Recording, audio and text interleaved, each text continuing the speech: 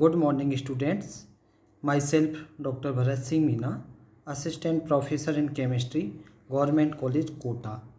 आज हम 4th unit का जो चैप्टर है हमारा केमिस्ट्री ऑफ एक्टिनाइड्स, जिसको हमने प्रीवियस लेक्चर में प्रारंभ किया था, उसी को कंटिन्यू करते हुए उसके जो प्रीवियस लेक्चर में हमने एक्टिनाइडों के सामान्य लक्षण एवं रसायन के कुछ बिंदुओं के बारे में डिस्कस किया था। अब हम नेक्स्ट अन्य बिंदु के बारे में डिस्कस करते हैं। तो सबसे पहले हम पढ़ते हैं चुंबकीय व्यवहार। चुंबकीय व्यवहार एक्टिनाइड किस प्रकार से शो करते हैं, उनकी उपस्थिति, किस प्रकार के इलेक्ट्रॉनों की प्रेजेंस में ये एक्टिनाइड अपना चुंबकीय व्यवहार दर्शाते हैं। तो ये अयुग्मित इलेक्ट्रॉनों की प्रेजेंस के कारण एक्टिनाइड चुंबकीय विभव शो करते हैं। रूजल सैंडर्स की युग्मन स्कीम के अकॉर्डिंग एक्टिनाइडों के लिए चुंबकीय आघूर्ण के जो वैल्यूज कैलकुलेटेड किए जाते हैं वे एक्सपेरिमेंटल वैल्यूज से सदैव कैसे होंगे, हाई होंगे। और इस हाई होने का जो संभवतः कारण है वो ये है कि 4f इलेक्ट्रॉनों की तुलना में 5f इलेक्ट्रॉन लिगेंड क्षेत्र कम स्क्रीन हो रहे हैं, या हम कहें कम रक्षित हो रहे हैं। अतः उनका कुछ कक्षीय आघूर्ण, जिसे हम ऑर्बिटल मोमेंट के नाम से भी जानते हैं, लिगेंड द्वारा कैसा कर लिया जाता है, उदासीन कर लिया जाता है। ठीक है। नेक्स्ट, एक्टिनाइडों के लिए चुंबकीय आघूर्ण के मान लगभग उसी पैटर्न पर आते हैं जैसा हमने लैंथेनाइड, जो 4th यूनिट का ही चैप्टर था, लैंथेनाइड में देखा था। बस थोड़ा सा क्या होगा कि उनके मान थोड़े कैसे चले जाएंगे, डाउन चले जाएंगे। कुछ एक्टिनाइड आयनों और उनके सम इलेक्ट्रॉनीय Ln3+ आयनों के चुंबकीय आघूर्ण को हम इस ग्राफ के द्वारा देख सकते हैं। देखिए, ये अयुग्मित इलेक्ट्रॉनों की संख्या है 0 से स्टार्ट होकर 7 तक, और ये चुंबकीय आघूर्ण के वैल्यूज हैं। यहाँ पर Ln और कुछ सम इलेक्ट्रॉनीय एक्टिनाइड आयनों के चुंबकीय आघूर्ण शो हो रहे हैं। तो यहाँ पर देखेंगे दोनों में ही। तो इस प्रकार से अयुग्मित इलेक्ट्रॉन की संख्या 1 है तो उनका चुंबकीय आघूर्ण 2 और 3 के मध्य हो रहा है। 2 अयुग्मित इलेक्ट्रॉन की संख्या है तो इस प्रकार से शो हो रहा है। यहाँ पर 3 है तो इस प्रकार से, और अगर किसी की 6 है तो यहाँ पर ये इस प्रकार से, ये मैक्सिमम इसका चुंबकीय आघूर्ण इस ग्राफ में दिखाई दे रहा है। अब बात करते हैं हम नेक्स्ट पॉइंट की, वो है हमारा कॉम्प्लेक्सेशन एंड कैटेलाइटिक कैपेसिटी, या हम कहें इसे संकुलन एवं उत्प्रेरकीय क्षमता। ये क्या होता है? देखिए, जैसा कि हम जानते हैं कि एक्टिनाइडों के घनत्व कैसे होते हैं, उच्च होते हैं, और इस उच्च घनत्व के कारण ये लैंथेनाइडों की तुलना में जो कॉम्प्लेक्सेशन की कैपेसिटी है वो कैसे रखेंगे, अधिक रखते हैं। एक्टिनाइड हैलाइड, नाइट्रेट, ऑक्सलेट या कहें कार्बोनेट जैसे लिगेंडों के साथ स्टेबल कॉम्प्लेक्स बनाएंगे, और ये बहुदंतीय लिगेंडों के साथ कैसा कीलेट कॉम्प्लेक्स बनाएंगे, स्टेबल कीलेट कॉम्प्लेक्स भी बनाते हैं। कौन से लिगेंडों के साथ? बहुदंतीय। इनके अतिरिक्त आप देखें C5H5- C8H8 जैसे जो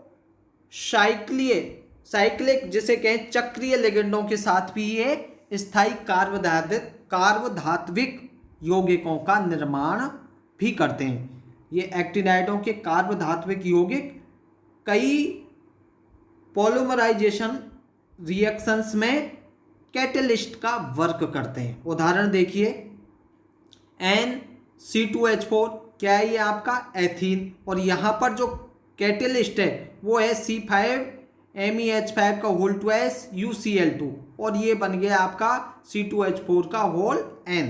इसी प्रकार से आप यहाँ देखें C6H6 DCl के साथ रिएक्शन करेगा और ये इस उत्प्रेरक की प्रेजेंस में ये बनेगा C6H5D और HCl।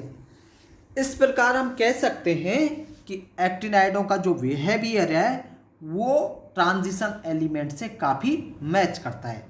इससे भी अधिक ये लैंथेनाइडों के साथ सिमिलरिटी शो करते हैं। भौतिक एवं रासायनिक दोनों आधार पर ये इंटर ट्रांजिशन एलिमेंट की सेकंड सीरीज की स्थापना की पुष्टि होती है। अब देखिए एक्टिनाइडों के सामान्य गुणों को हम इस प्रकार से देखते हैं। General properties of actinide. Actinide के कुछ सामान्य गुण देखिए, ये सभी धातु होते हैं, जितने भी एक्टिनाइड है वो कैसे हैं, मेटल हैं और इनके गलनांक उच्च होते हैं। हालांकि संक्रमण तत्वों से कम होते हैं, गलनांक उच्च तो होते हैं लेकिन जो ट्रांजिशन एलिमेंट है उनसे कम होंगे। सेकंड, इनकी आयनिक त्रिज्या श्रेणी में परमाणु क्रमांक बढ़ने के साथ साथ घटती है। ध्यान रखें, आयनिक त्रिज्या क्या होगी, इनका जैसे जैसे परमाणु क्रमांक बढ़ेगा त्रिज्या घटेगी। देखें यहाँ ये आपका तत्व है थोरियम, ये आपका 105 में देखें Pa 105 है, तो इनकी त्रिज्या जैसे जैसे इनके परमाणु क्रमांक बढ़ते जा रहे हैं लास्ट तक CF जिसका सबसे ज़्यादा परमाणु क्रमांक है और उसकी जो त्रिज्या है वो सबसे कम है। तो जैसे जैसे परमाणु क्रमांक बढ़ेंगे इनकी आयनिक त्रिज्या घटती जाएगी। इसका क्या कारण होता है कि भीतर से भी भीतर अर्थात N-2 के F कक्षकों में भरे हुए इलेक्ट्रॉन पूर्ण रूप से क्या करेंगे, परिरक्षण प्रभाव नहीं डाल पाएंगे और परिरक्षण प्रभाव नहीं डालने से त्रिज्या का मान घटता जाएगा और लैंथेनाइड संकुचन की तर्ज पर ही हम इसे क्या कहेंगे, एक्टिनाइड कॉन्ट्रैक्शन या एक्टिनाइड संकुचन कहते हैं। थर्ड देखें, यह है एक्टिनाइडों की त्रिज्याओं के मान लैंथेनाइड की त्रिज्याओं के मान के समान ही होते हैं और इनके गुण भी लैंथेनाइडों के समान ही होंगे। एक्टिनाइडों की त्रिज्याओं के मान तो लैंथेनाइडों के समान ही हैं, लेकिन अब बात करते हैं परमाणु भार की। लेकिन इनके जो परमाणु भार हैं वो उच्च होते हैं और इस कारण एक्टिनाइडों के घनत्व भी अधिक होते हैं। इनके परमाणु भार अधिक हैं इसलिए इनके घनत्व भी अधिक होते हैं। नेक्स्ट, लैंथेनाइडों की भांति एक्टिनाइड क्रियाशील एलिमेंट होते हैं और क्रियाशील एलिमेंट होने के कारण ये क्या करते हैं, हाइड्रोजन, हेलोजन, ऑक्सीजन और एसिड के साथ रिएक्शन करते हैं। अधिकांश एक्टिनाइड आयन कैसे होते हैं, रंगीन होते हैं, जैसे U4+ हरा है, U3+ लाल है, UO2+ आयन पीले रंग के होते हैं।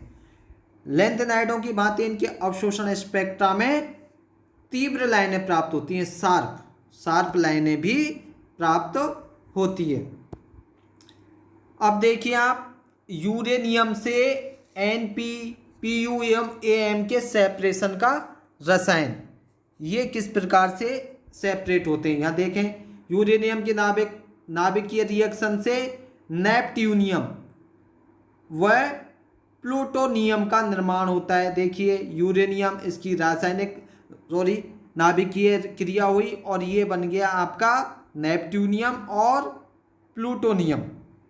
और यहाँ देखें Pu 94 और 239 के ढेर को यदि अधिक समय तक विकृत किया जाए तो और क्या बन जाएगा, Pu 40, 240, Pu 241, Pu 242, Pu 243 की अल्प मात्राएं भी बनती है और इनका जो लास्ट प्रोडक्ट बनता है Pu 243 की जो अर्धायु है वो केवल 5 घंटे की होती है और ये बीटा उत्सर्जक होता है, जिससे क्या होता है 7650 वर्ष की अर्धायु वाले किसका निर्माण होगा, 243 AM का निर्माण होगा। ये देखिए इस प्रकार से इसका निर्माण हो रहा है। इसी प्रकार से आप देखें नाभिकीय रिएक्टर में यूरेनियम के साथ NP, PU और AM तत्व होते हैं, जिन्हें इनके रसायन के आधार पर यूरेनियम से पृथक किया जाता है। और तीनों तत्व एक दूसरे के साथ अत्यधिक सिमिलरिटी शो करते हैं। लेकिन अगर इनके ऑक्सीकरण अवस्था डायग्राम को हमने देखा तो उससे स्पष्ट होता है कि परमाणु संख्या बढ़ने के साथ इनके उच्च ऑक्सीकरण अवस्थाओं का जो स्थायित्व है वो कैसा होगा, डिक्रीज होगा। और इसी का लाभ इन तत्वों के पृथक्करण में हम लेते हैं। देखिए NP7 का निर्माण अत्यधिक ऑक्सीकारक परिस्थितियों में ही संभव है। UO2 2+ आयनों की तुलना में समस्त MO2 2+ आयन अपचयन के प्रति काफ़ी अधिक अस्थायी हैं।